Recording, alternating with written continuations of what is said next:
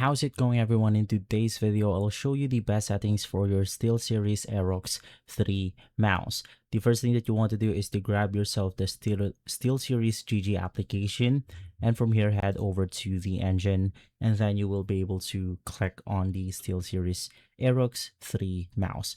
Unfortunately, I'm having troubles connecting with my mouse, but the setting will then look something like this.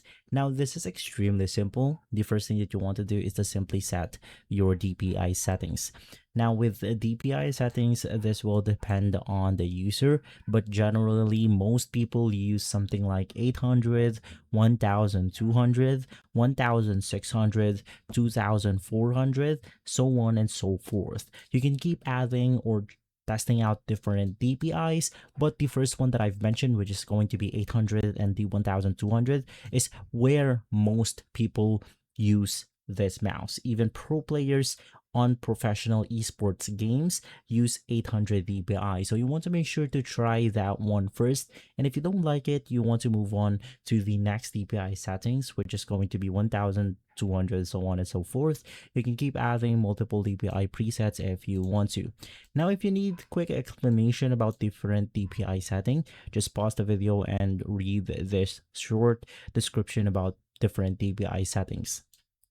Now, for the next option, I suggest turning off the high efficiency mode right here. Basically, with this one, it will actually turn off additional features and high performance settings on your mouse, basically prolonging the mouse battery life. So just make sure to turn this off in order to use your mouse into its fullest potential.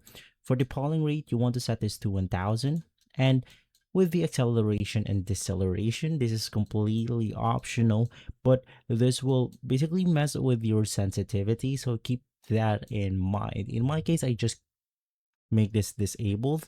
This will add some acceleration onto your mouse, so when you actually flick or move your mouse like this one, it will then add that acceleration effect, and same thing with the deceleration.